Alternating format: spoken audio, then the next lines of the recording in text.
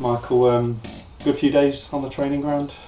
Kind of, obviously. We had the game Tuesday, so it's been quite difficult to do too much stuff week to week at the minute. Obviously, after Saturday, we've got, I think, 2 or 3 weeks that are pretty clear, which gives us an opportunity to recoup. But yeah, I mean, obviously, I think on yesterday, in terms of looking back at the game with the actual team and going over it, I think the overall sort of feeling was frustration because we played so well for 70 minutes. Created many opportunities, dominated the game. We need to just keep building on that. I think the last sort of three and a half, 4 games, definitely 3.5 games, performances have been really good. But we need to be clinical. We need to be more clinical, and we know that as a group. Are you starting to sort of lose your patience now with these errors at the back? It's easy to lose your patience, and I'd be lying if I wasn't frustrated, you know. But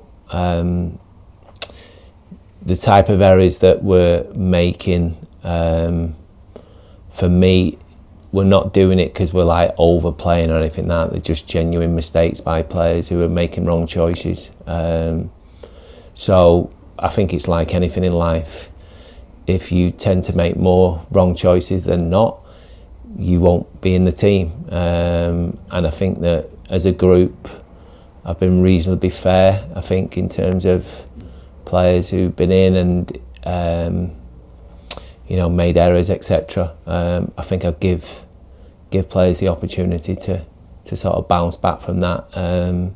So we've got to find the balance that, one, we pick the right 11, but 2, obviously make sure that when we're talking about both ends of the pitch, we're a little bit more solid in one side and a little bit more open in the other. It's a back line with so much experience, though, isn't it? What do you put it down to? Because you don't sort of expect it from some of those players. Well, it depends who you're talking about. Obviously, I'm not going to start nailing individuals here, but it is a collective thing. I think it is important because I think there's certain players within the group who've had moments, have had better games than others. But then collectively as a group, we spoke the other day about sort of defending as a team, attacking as a team, and taking that responsibility on. One of the things that we spoke about was defending wide areas and stopping crosses, but that's not full-backs, that's not wingers, that's everybody. That might be midfield players who've gone to cover, it might be strikers when we've defended a set piece and they've gone to stop the second one. So from my point of view, I think that you use the word experience there over a period of time. I think those players will make less errors, and obviously if you make less errors, you're going to give yourself a better chance of keeping clean sheets. Important for Hovian to get off the mark on Tuesday. How's he been settling in with the team the last few days? Pretty well, pretty well. He's a quiet lad, but we knew that anyway. He's got bags of ability. I think obviously threat in the box, as you seen the other night. Wasn't just obviously, I suppose, that the sort of timing of the goal, because it come not too long after they'd gone ahead in the game, but he was involved in the build-up, and obviously he stayed in the air for quite a long time, so clearly when we've got opportunities to put balls in the box, he will be a threat. I've noticed a lot this season your crossing ability, especially from the full-backs, is something that's really been beneficial to you. So I suppose to have a target man like him as well, sort of a bit relieved you managed to get that over the line on deadline day.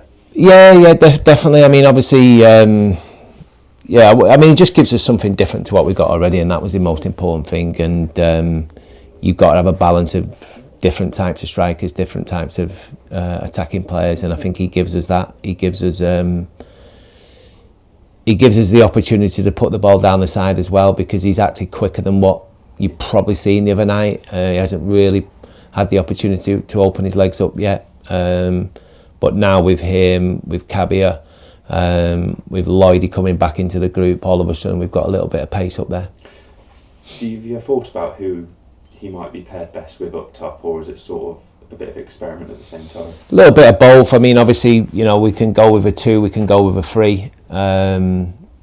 even go with a one up there at times with a couple of 10s. So what we have done is give ourselves an opportunity to be flexible in our approach, and the more flexible we are, obviously the more difficult that makes it for the opposition to try and sort of have an idea of what we might do. A trip to the capital tomorrow to take on Barnet, who had such a good season last year in the National League. Expecting a tough game there? Absolutely, yeah. Watched them a couple of times this season live already. Got two different approaches, which even surprised me a little bit. Obviously I was aware of them from last season doing so well, and it was total football, and they've shown that they're a really adaptable group and they can do sort of two sides of the game, which is a credit to them and the manager and the coaching staff. So listen, fair play to them. They've been together now for about 2 years or so, and they're starting to see the rewards of that. Can that be difficult to prepare for? Like you mentioned, they are a team who can play up from the back, but on the same token they can flip the switch like that. Is that something that's hard to prepare for sometimes? Not really. No. It's just making sure that you are prepared and you know what you're up against. There'll be sort of, from our point of view, the players will know all that information, and I think we've played teams this year who have been really clever and sort of slow in their build, and we've had a certain way of dealing with that, and obviously we've had to deal with more physical, direct teams. So the lads are aware that whatever approach that they sort of bring tomorrow, they will be more than prepared and ready for it. Obviously transfer window's shut, but you mentioned you might look at a couple of free agents. Have any talks progressed or any players you've identified? They've been going on all the way through the window as well, but the good thing about obviously those boys is that there's not a deadline to hit or miss. The short answer is yes, but right now obviously we're not in a position to give you guys any more information than I probably did on Thursday. Yeah. I think they played against Man United under 21s. I can't remember what day it was. Was that something you kept an eye on as well with that game? Yeah, and they played Brighton the day before. So there's a lot of good players still out of contract. A lot of players still available that at this level would be a real asset. But it's one of them where you have to make sure from a financial point of view that it's best for both parties, and I'm mindful that obviously we've got a group that we've sort of put together in a short space of time, and they're still sort of learning, getting to know each other. So if anyone did go into the group, it has to be the right one. Eli Harrison on international duty tonight. So when did he go with the England setup, and could he be back for tomorrow? So he went on Monday and he can't be back for tomorrow now. Okay. I think it was Monday. Yeah, it was Monday he went, yeah. Sunday or Monday he went, but he can't be back for tomorrow. Yeah. And are you keeping in touch with the England team? Are they keeping in touch with you, how he's getting on and stuff as well? Yeah, no, he's doing great. Obviously, there's a game tonight. So, if he is playing, I do know, but I'm going to say if he is playing, then good luck to him. But he's obviously someone who's got great talent. We've obviously brought him in from United. We know what his capabilities are. He brings a calmness to the group. He made a couple of errors in his first couple of games, but he was man enough and shown a lot of maturity to get over that and deal with that, which is great. And I do believe that if you stick with young players and allow them to make mistakes and give them a bit of freedom, eventually it pays off. But it only pays off if you give them the time to do it, So I think we're starting to see that with Eli. How's the fitness of the squad looking heading into tomorrow?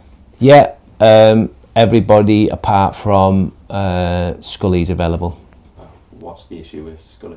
Hernia type groin issue, so he's still a little bit sore at the minute. I'll probably be able to give you more on that on Monday. I think he's seeing a specialist today. Just finally, obviously the non-league window is still open till next year. Any departures you expecting? Potentially, yeah, potentially one, yeah. Would that be before tomorrow or? Probably not. No. Yeah. Best of luck for tomorrow. Thank you. Thank you.